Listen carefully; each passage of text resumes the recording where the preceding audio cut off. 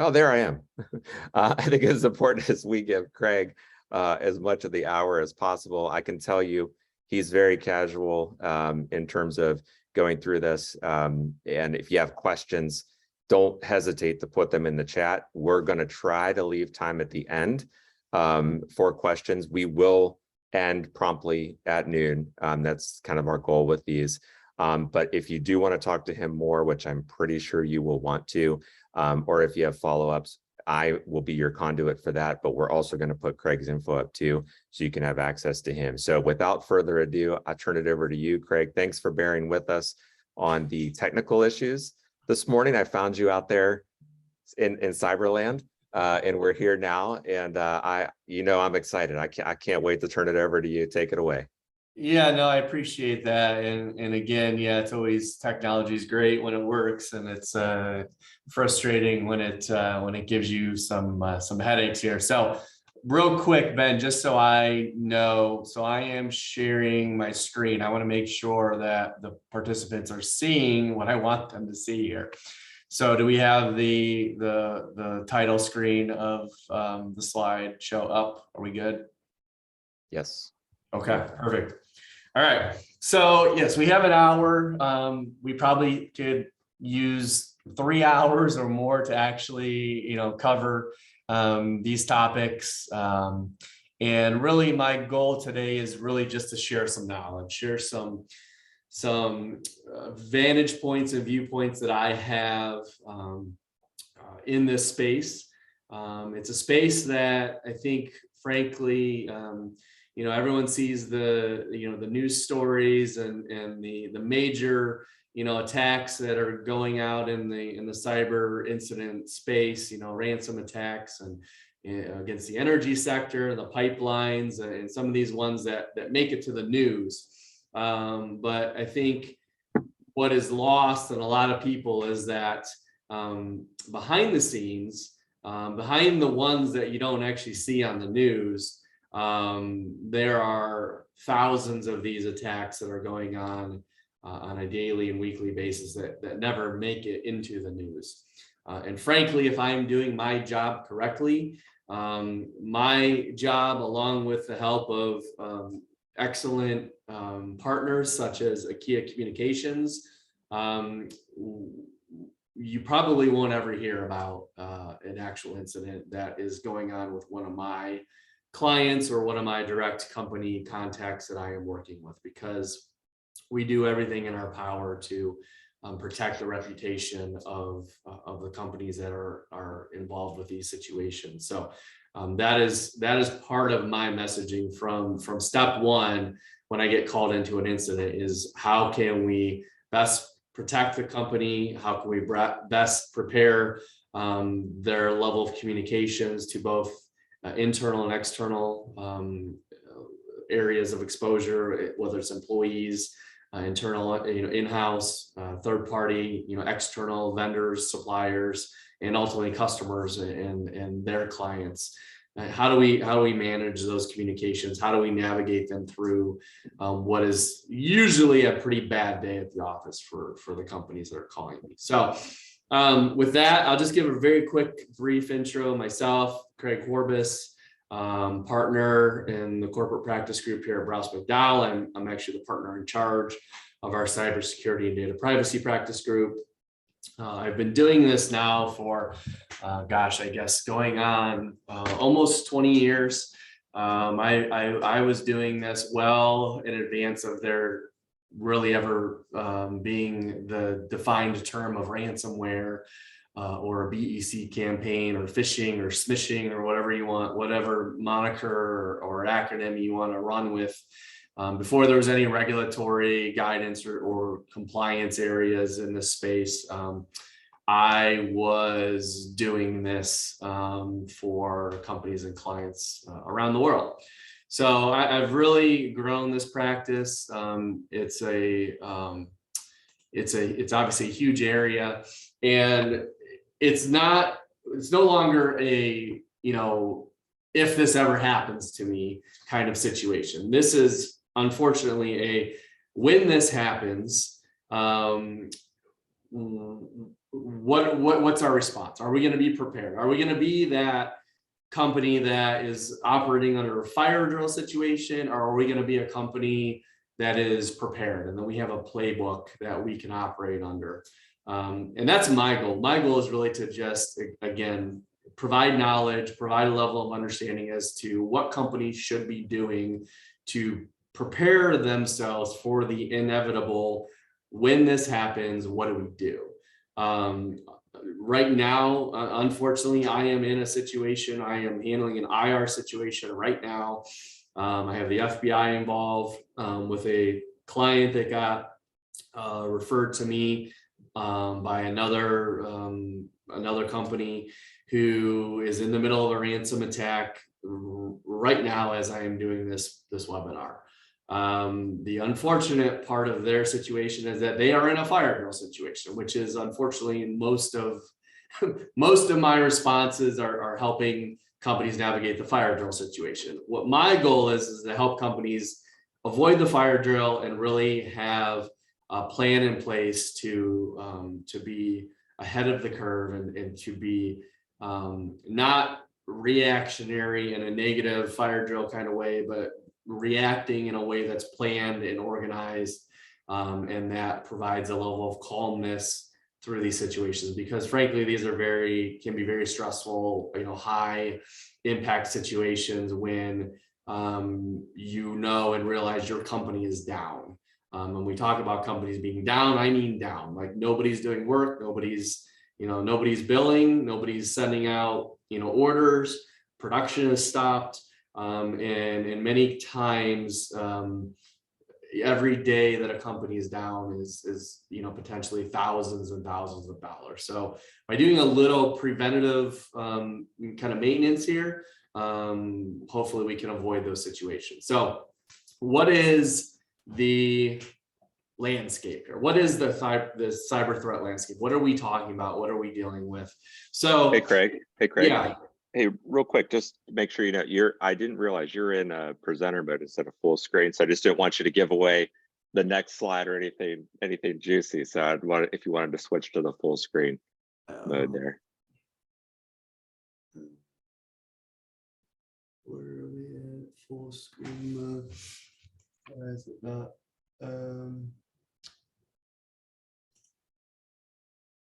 There you go. You're all good. Yep, all Okay, good. Thank Sorry you. about that. No, that's what. Yeah. I guess that was my first ask was, am I showing the right screen here? Okay. All right. So cyber snapshot.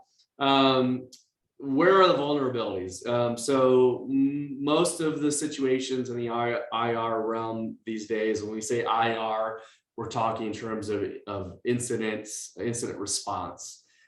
So when we have an IR situation, that is typically an ongoing active response to some sort of cyber threat or cyber incident.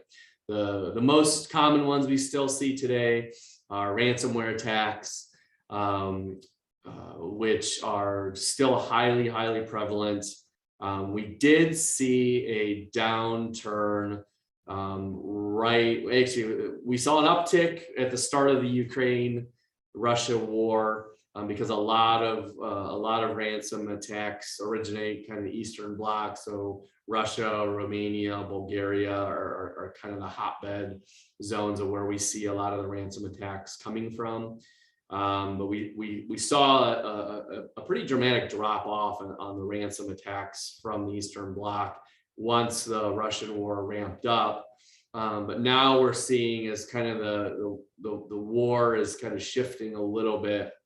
We're starting to see the Eastern Bloc ransom attacks tick back up. So the one I'm actually dealing with right now is it's a Russian-based IP ransom attack. That ironically is a new variant, meaning the FBI has actually not seen this variant before, which is pretty unusual. It's affecting a Northeast Ohio company right now. And so we are working with the FBI to try to get some intelligence on the variant to kind of help us navigate negotiation strategies with this particular Russian threat actor. So ransomware is still the number one. Other vulnerabilities are, software Server patching, software patching with operating systems is still a huge open door, which a lot of these threat actors get in through software vulnerabilities. The one I'm dealing with right now is a software vulnerability in a server that hosts their ERP system. We have a lot of legacy systems that are in the manufacturing space that we see a lot of, where company IT directors are, we get it, they have limited budgets, they have limited resources, but I will say the number one area that companies should be pumping more capital into is their IT infrastructure and cybersecurity. They should not be cutting in this space, because 9 times out of 10, the vulnerabilities that we see that leads to a ransom attack are usually preventable. We have lost, we have verifiable backups that are compromised. We have simple software patching and server patching and operating system updates that are just not being done. And these lead to vulnerabilities, which allows for attackers to exploit. The other thing you'll see a cyclical pattern. So you will see a number of these exploits are when an attacker finds a vulnerable system, so vulnerable, an entry point, whether it's a server, an operating system, an ERP system, an OS system, whatever it may be. Once they find that vulnerability, they will just keep hammering it. So you will see these, these cycles where you'll see in the news, multiple, municipalities will get hit around the same time because they've developed or they've identified a vulnerability in a specific piece of software or an operating system that just happens to be used among multiple parties. Multiple municipalities use the same type of systems. Manufacturers all use the same type of system. So once they find that vulnerability, they will just go around to every single company that uses that system, and they will just keep hammering them until they find a patch, until they find a cure, so to speak, and then they'll move on to the next one. But those vulnerabilities are very real, and it's a very real risk.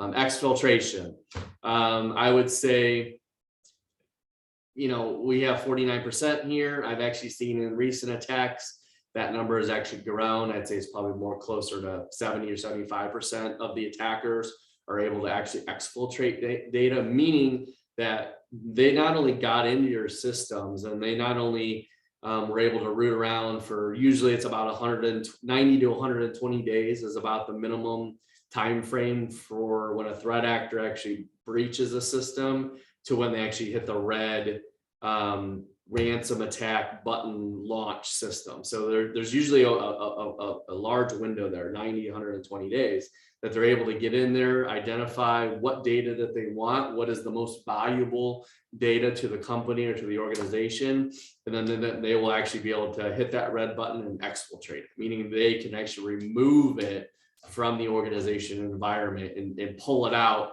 and pull it into the attacker's systems.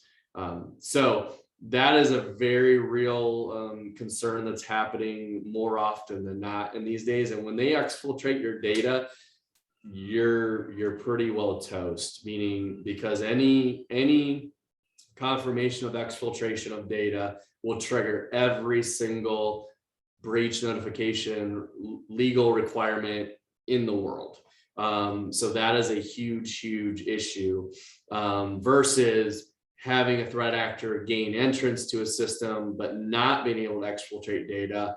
There's still a question in that model where if we can definitively say with a reasonable level of certainty that they did not exfiltrate data, we can make an argument that we sometimes we don't have an actual legal breach system, a legally defined breach, because in certain situations, the way that the law is written, if we can identify and confirm that data was not exfiltrated, we can actually avoid a legal breach requirement. So that exfiltration model is difficult, and it's one of the areas that we really focus on telling customers, companies, clients to beef up their IT systems and make sure we're avoiding these vulnerable areas. The numbers. So that's kind of the landscape. What are we worried about? Ransomware, exfiltration of data, and vulnerabilities. Why are we worried? Because the numbers are significant. 4.21 million. That's right now, that's a global snapshot. The numbers are a little bit lower than that in Northeast Ohio, but it still starts with, or still ends with an M, meaning we're talking roughly about 1.2, 1.3 million. That's a Northeast Ohio kind of average that we're seeing.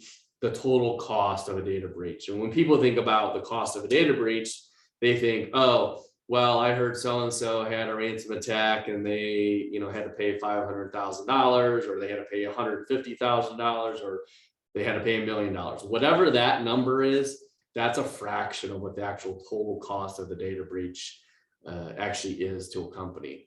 Getting that de-encryption key back and paying that ransom demand is just a small piece of it. You have the legal costs, you have the reputational damage, you have the potential loss of customers, you have downtime, you have supplier vendor contracts that sometimes have downtime penalties.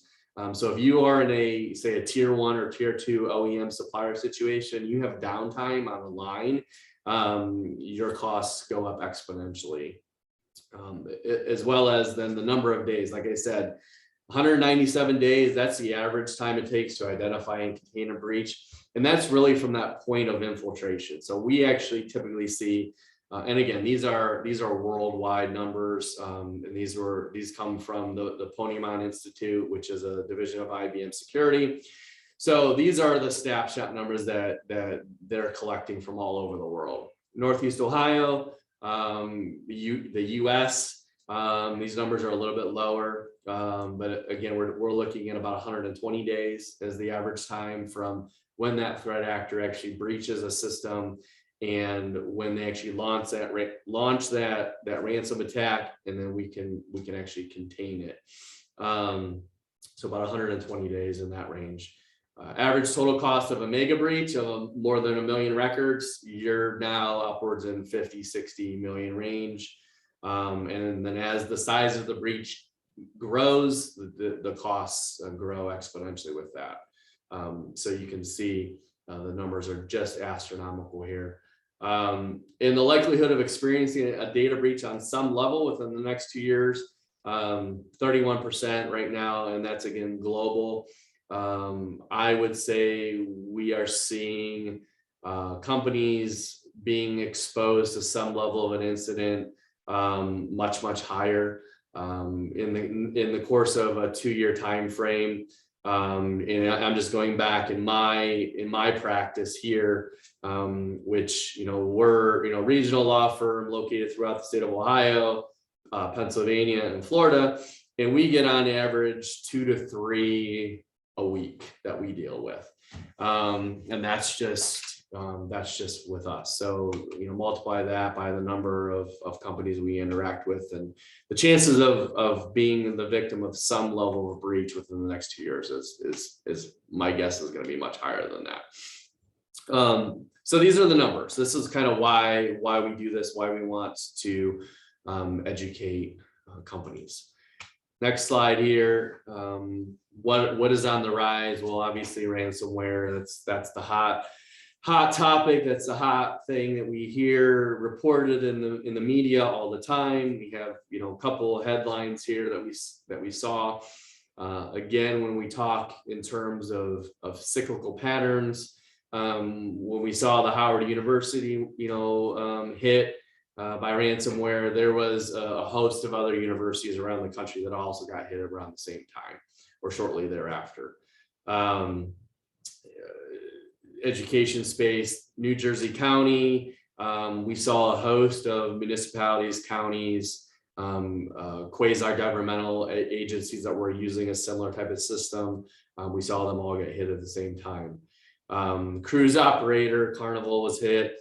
We actually saw there was a couple other in the kind of that travel space that were also hit at the same time. So there's a cyclical pattern. Right now, again, these are global numbers, but there's an estimated 4,000 ransomware attacks that are launched every single day, and an estimated 500 million in Bitcoin has been paid out in ransom demands. That was just the first half of 2021.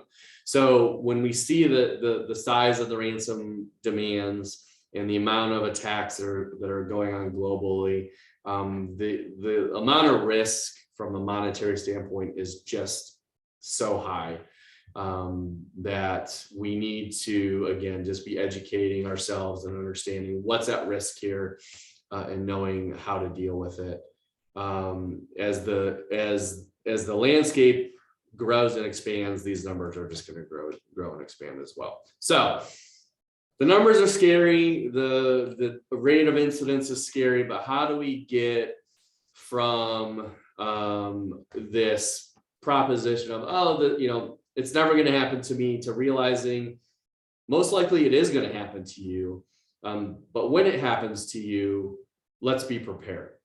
So, we can do best practices and we can do everything in our powers to, prevent, attacks, but most likely you're still going to be exposed to some level of IR.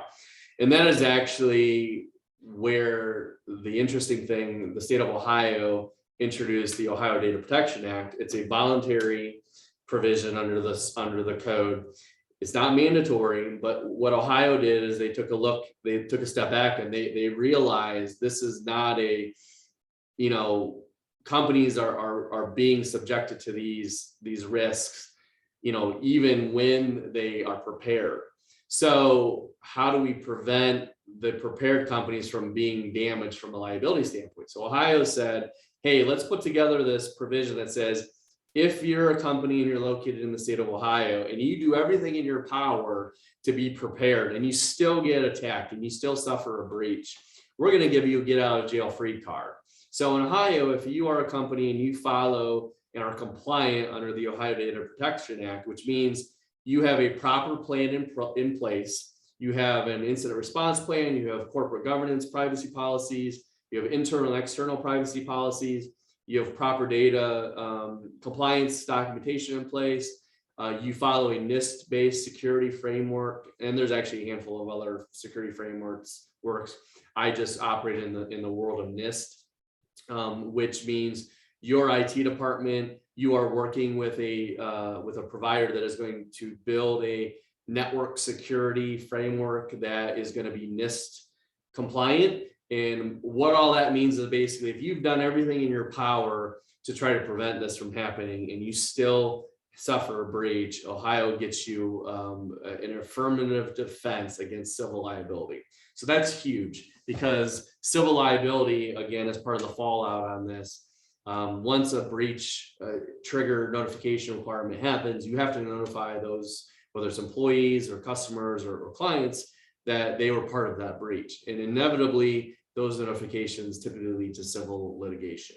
And so to prevent yourself from ending up in that, okay, we've done everything, but now we're going to get sued on top of it, Ohio says, if you do all of this, we're gonna say we're gonna give you an affirmative defense, so you can avoid civil liability. So kind of how do we start getting ourselves prepared here? Well, and I think we're going to share these slides with the participants here, but can you answer these questions and be confident about your answer? So number one, do you have an existing incident response business continuity plan in place? If you do, great. If you don't, get one in place. And if you do have one in place, has it been updated and stress tested to account for today's remote working environments? I have companies that have been listening to me, and they have, incident response plans and corporate privacy policies that have been in place for the last, 5 or 6 years. But 5 or 6 years ago, we were in a pre-COVID world, and now we're in a post-COVID world. And we live and are operating within a very globally remote working environment. So as the work environment changes and shifts, we need to be cognizant of the fact that your policies and your documentation regarding your policies also needs to change. So this is not a set it and forget it type of situation. These are living documents, and these are living policies that you need to implement as a company, and also take a look at updating them. My recommendation is at a bare minimum once a year. Best practice is every 6 months. We take a look at your policies, we take a look at your procedures, and make sure that we have the latest and greatest updates and the latest and greatest testing of those environments to account for changes in today's environment. So remote working has really shifted the landscape. You went from a central hub of protected computers, and you draw a circle around kind of one main corporate hub, and now we have a spider web. Now we have 150 remote employees working from their homes, or working from remote Starbucks or coffee shops, or wherever they may be working from. And now how do we get our arms around that? It's a completely different world, and you have to have proper policies to account for that. Number two, do you have an identified incident response firm and or legal counsel? Because not everybody does this in this space. You can have a law firm or an attorney that you're working with, but ask them, do they have somebody that is versed in the cybersecurity landscape? Do they have a data privacy lawyer? Do they have experience handling data breach? Most law firms, other than the big ones, typically do not. So, and then likewise, as far as that is concerned, do you have an identified incident response firm? So do you have a third-party security firm that you're comfortable working with if you have to immediately deploy them to handle an incident? Most of the time, the answer is no. But if you have a proper IRP in place, which is incident response plan, you will have identified not only legal counsel, but identified a security firm to work with. So when it happens, who to pick up the phone and call. Number three, how long would it take your organization to recover if business operations were stalled or shut down? That's a good question. If we have supplier vendor agreements where we have downtime penalties, how long could you be down and not have a dramatic financial impact on your organization? The company I'm dealing with right now, a couple of days down, and there's a real pain threshold there. So ask yourself, how many days would it take you to recover if things were shut down? And that's also part of a bigger question, as far as obviously being very independent upon the level of the incident. But if your entire operations were shut down, or 50% of your operations were shut down, and you had to source completely new servers or completely new PCs, in today's supply chain demand economy, we're seeing lead times on servers of sometimes multiple weeks, 4, 5, 6 weeks. So having adequate backups, verifiable backups in place to help prevent kind of downtime is a big part of that. Are you able to identify unauthorized access or determine how a breach occurred? You have endpoint detection systems, they call EDRs. Do you have EDRs deployed on your systems? If not, that is something you should be talking about your IT department or your third-party IT service provider about. Do you have backups of critical assets and systems? Are they properly segmented and protected? So a lot of times I'll hear companies, oh yeah, we have BCP, we have backups, we have tape backups. The company I'm dealing with right now, oh yeah, we have backups. Okay, how old are those backups?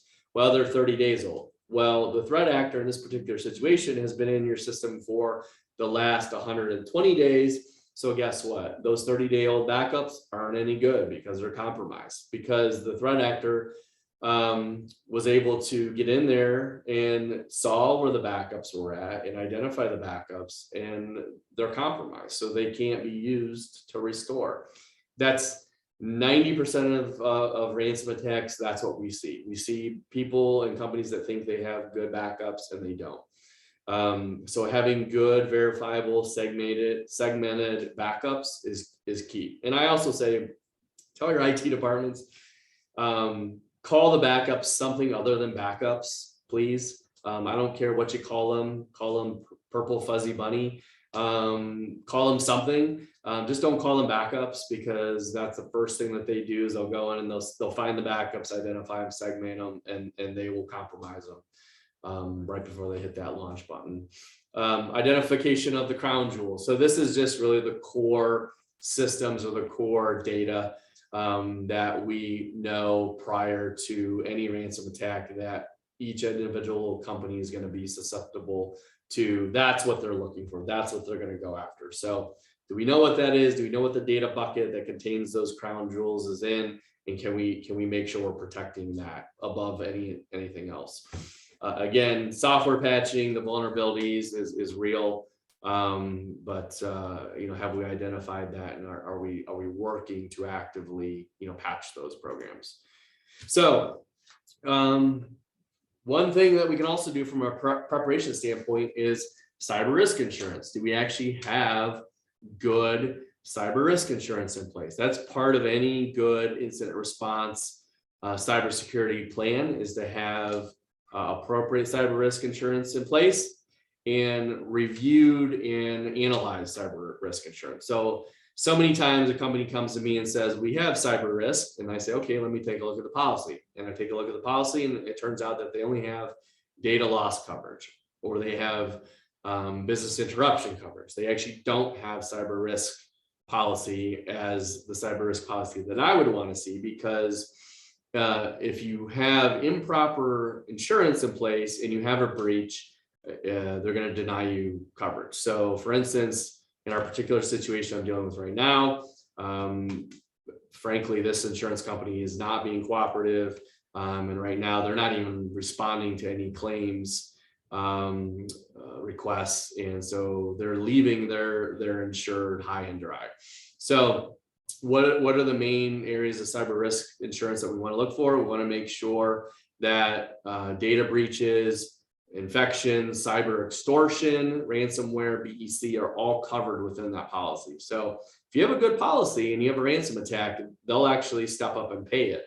If you don't have a policy, then you're out on your own, trying to figure out how to set up a Coinbase account and purchase, Bitcoin and negotiate with these threat actors, and not a good place to be. So making sure you have a good cyber risk and policy in place is key. Media liability, network business interruption, again, errors and omissions. These are all different types of insurance-based agreements or addendums or add-ons that we like to see as part of a comprehensive cyber risk insurance policy. Again, these are just things to ask, do we have these in place? Do we have the proper insurance in place before an incident happens? Because obviously if it's not in place, you're not going to be covered. What's my return? So again, when we talk about the numbers, the total cost of a data breach, you're talking, in the millions, whether it's 1.2 million or 4.2 million, it's still $1 million. And that's a big number for most companies, most mid-market companies.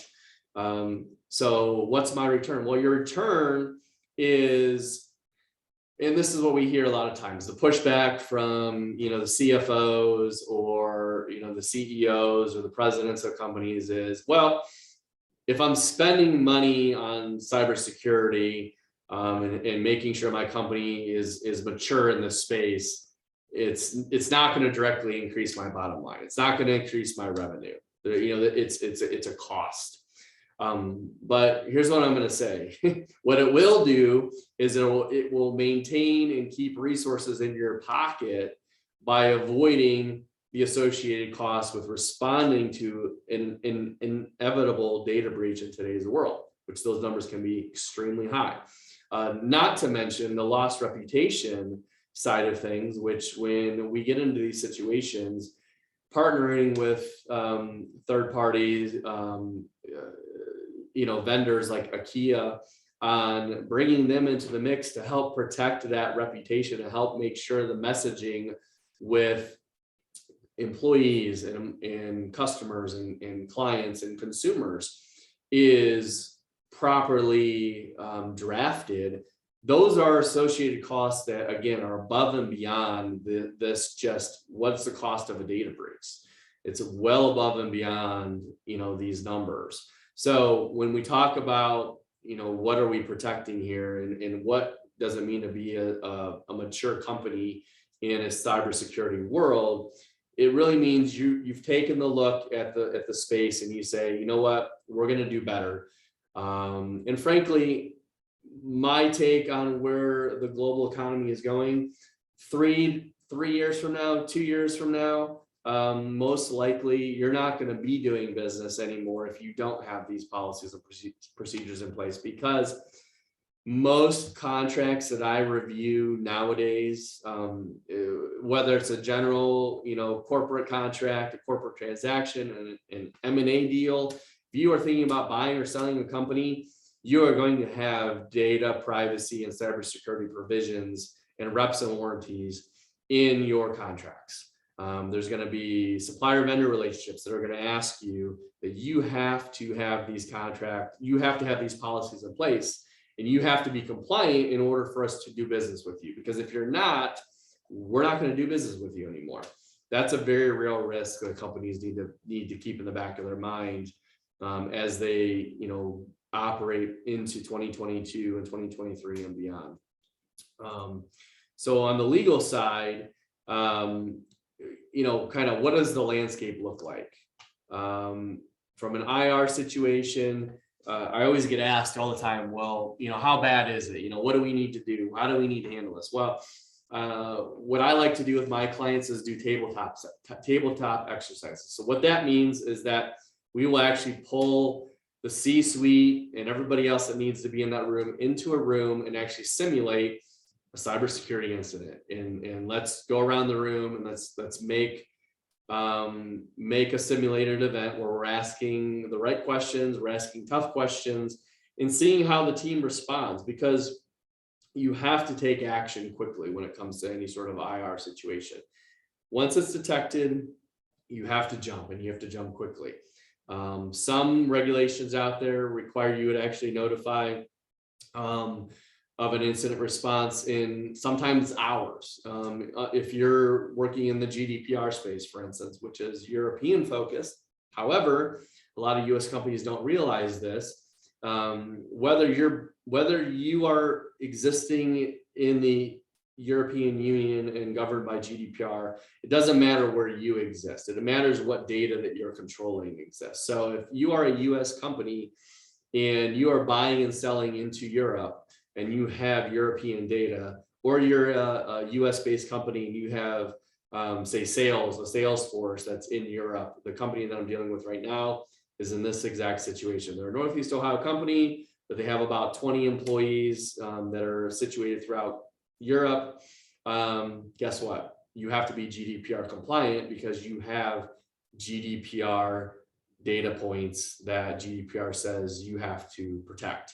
So, and in the GDPR situation, you have mere hours to take action and notify the proper authorities. So that's a very real response time is a very real issue of concern. The response teams need to be integrated and be cohesive and know who needs to be in that room. And frankly, legal participation is a key. It's a must. So when we put together IR plans, we're typically identifying as part of that process who needs to be in the room and who needs to be the first phone call.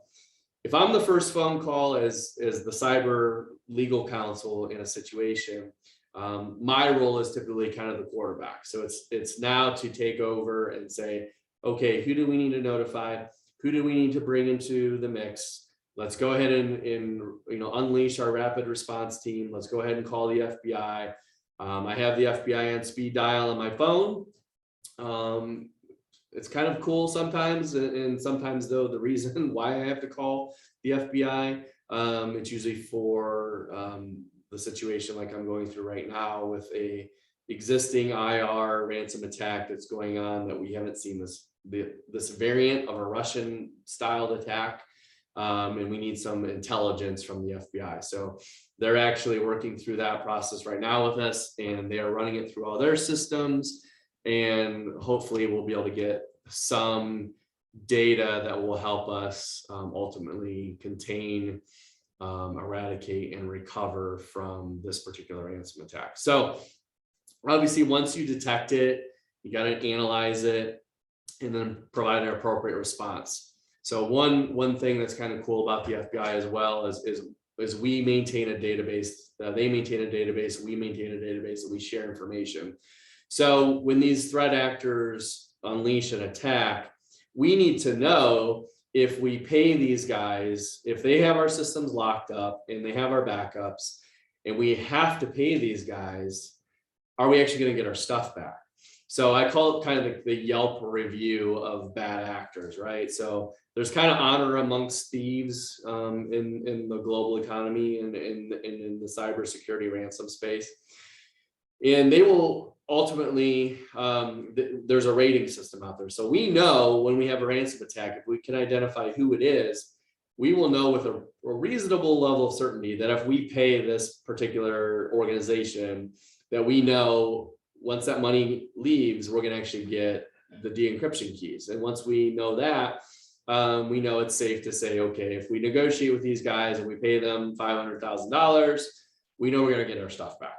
On the flip side, we also know if we're dealing with a threat actor that doesn't have a good reputation, that there's a good chance that if we pay these guys, we're not going to get our stuff back.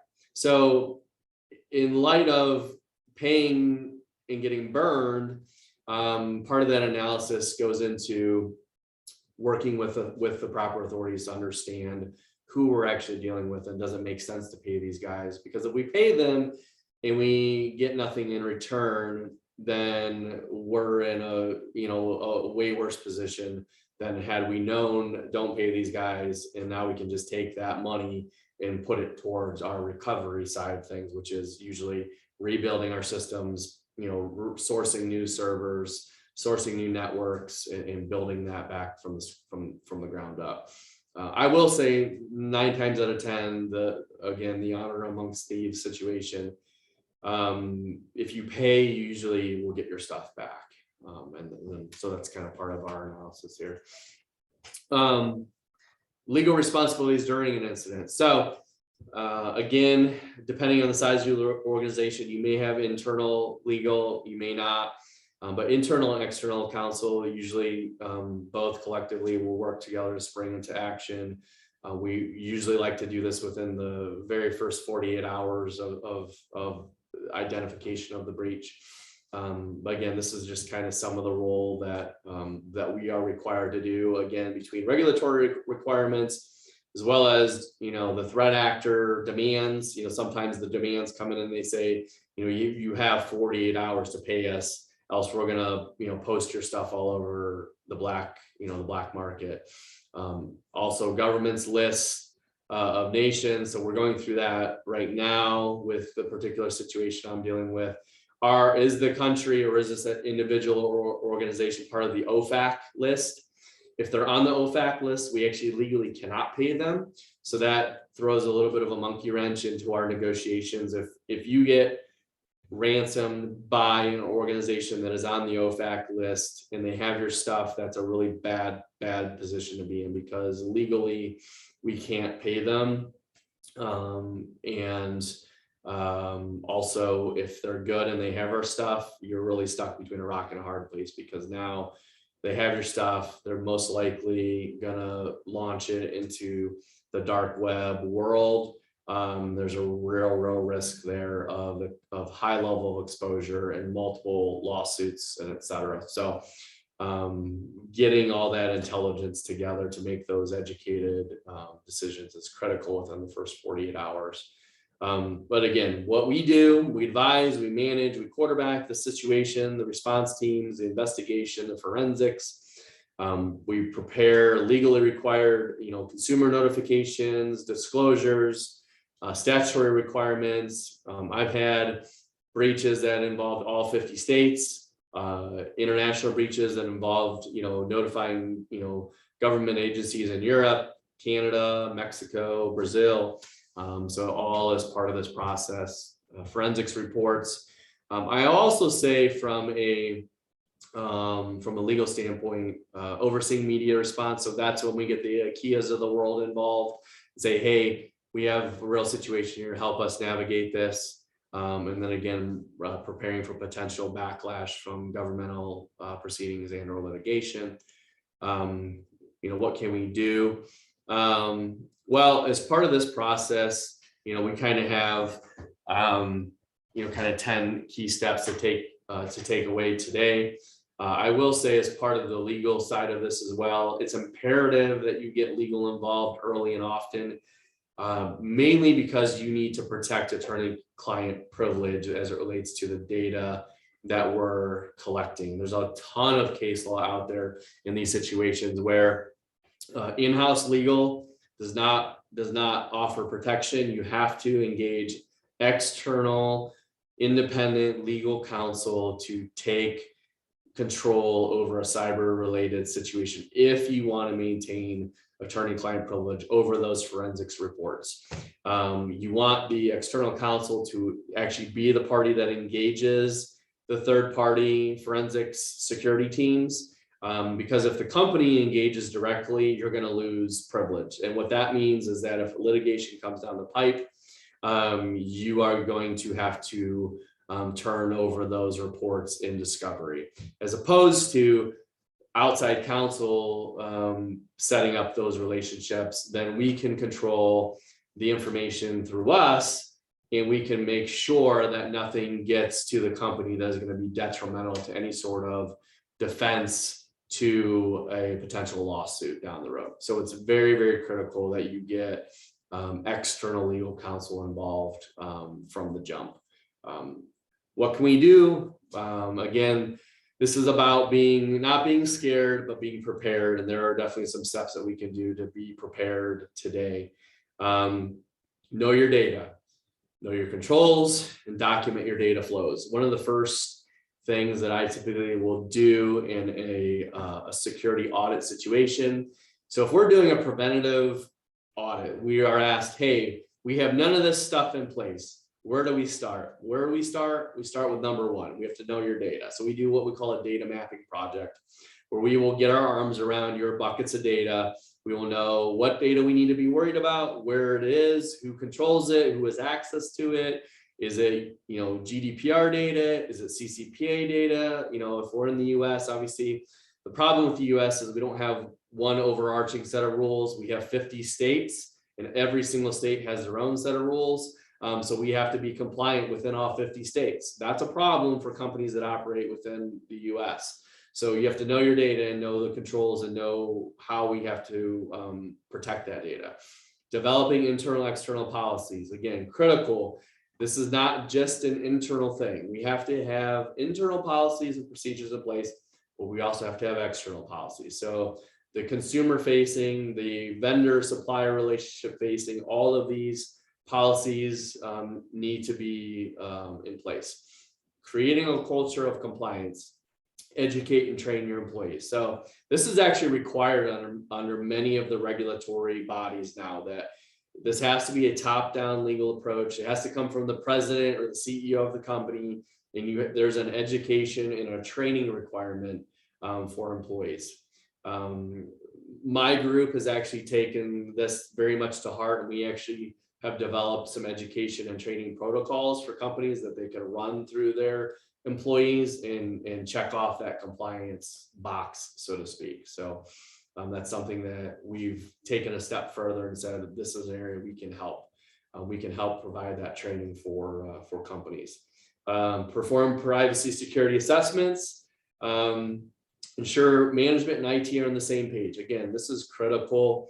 Again, these are two competing areas. Traditionally, we have the C-level management sales force is wanting to go out and just get sales, and getting sales sometimes means wanting to cut corners around doing the proper things in on whether it's security side or just getting that contract side or whatever it may be. On the IT side, they're trying to make sure operations are business just wants to make sure things are operating. IT needs to make sure things are operating, but operating in a secure environment. So getting those two in the same room and talking through some of these strategies and concerns is very important. Reviewing information security controls, developing that plan. So having an actual incident response plan drafted, developed, and printed in a hard copy is key, because obviously if your systems are locked down and you have an IR plan that's on your system, doesn't do you much good if you can't access it. Review your contracts. Like I said, today's global world, we have every single contract I see on almost a daily basis, whether it's a supplier, vendor, M&A transaction, is going to have some level of data privacy or cybersecurity requirements in it. Make sure you have somebody reviewing those contracts to ensure that you're not operating in a breach situation. Too many companies are just operating under traditional models where, oh yeah, we've had a relationship for 15 years with this vendor or supplier, we're good. And then when we take a look at the contract, we realize that as they're actively working that contract or providing service under that contract, they're actually in breach. So that's an area that we need to worry about. Develop an audit strategy and measure your effectiveness and maintain strong documentation. So again, as part of what we do, coming in, putting those policies and procedures in place, but also measuring it. So getting a pen test, making sure that there's no areas of weakness in your current systems. Those are vitally important as part of this process. And again, and just also making sure you are setting the right example with a communication level. So engaging your IKEAs of the world and making sure from a communication standpoint, you are saying the right things to your customers, saying the right things to your clients, and saying the right things to your employees. The situation going on right now with this IR, I was talking to the C-level execs and I said, right now, we don't want to disclose to the employees that we have actually suffered a breach, because right now we're still analyzing, we're gathering data. And as it turns out, they had already let that cat out of the bag. And so it was a huge issue for us trying to, once the toothpaste is out of the tube, it's tough to put it back in. So for us, kind of maintaining those levels of communication and working with Ben and IKEA to help drive those messages is a key part of strategies that companies need to use. So with that, I think that kind of ends my, I know we're running up against it here, ends my hour. Like I said, we could talk about this for probably 3 more hours. Yes, we could. But again, that's yeah. So there we go. Well, Craig, I don't know how you worked purple fuzzy bunnies, Russian variant, and FBI on speed dial into one presentation, but it was impressive. And the thing is, I think you nailed the aspect I was trying to talk to a lot of our clients and contacts about is, this is not an area of strength for a communications firm. People are like, why communications? It's area of strength for somebody like you. You're specialized in this. Your experience in your career, which you're being very modest today, runs very deep in that and just how you got to this point. But on the flip side, communication being baked in to all these things is critical, and that is an area. I got to see you in action with some of the shared work we did and kind of witness it up close in terms of what we can say, language we can use, and all the things you're saying, just in terms of how quickly that comes into play. So really appreciate that. The other thing is, as we close, we're right at time. I don't want to try to rush questions. As I said, Craig's info's up here. I think most people on here have mine. We're going to do follow-ups. Most people on here have either, at the very least, a somewhat personal connection to me. We can definitely be the conduit to get anything to you. I think I can vouch in terms of you saying we could talk 3 hours, because there is so much more to these things, but the goal today was really for people to understand, yeah, this isn't to say, oh, you think you're prepared, you're not. No, not at all. It's to say, great if you are, but there are also going to be things that you don't know. So we wanted to make sure we pulled that out. So excited for people to get to digest this, talk more. This will be available for your organizations and to share. But want to thank everybody for giving us an hour. Craig, I cannot thank you enough. You know, I have told you thank you a million times. I'll probably tell you thank you a million more. I love every time we get to talk, get excited. So thank you for giving the time and to our teams and audiences today. Really appreciate it. Yeah, absolutely. And like I said, for sure, any questions, send them our way. Happy if they come through you, or even directly, just shoot me an email, give me a call. I'm easy to get a hold of. My guess is there's probably going to be, questions out there, and again, happy to work through that. And frankly, I'll offer it up if this was well received. If we want to do a follow-up one of these, that is, even just a Q&A for a period of time, I'm happy to do that as well, because I know there's typically questions that come out of these. So excellent. Thank you for saying that. I think there will be, and I think there'll be opportunity for us to dive into some of these too. So, well, with that, we will. I will let you go. I know you have your hands full, and thank you for making time despite that. And I will let all of our guests go here. So thank you, everybody. Have a great rest of the day. Yep. Thanks, everybody. Appreciate it. Bye, guys. Take care.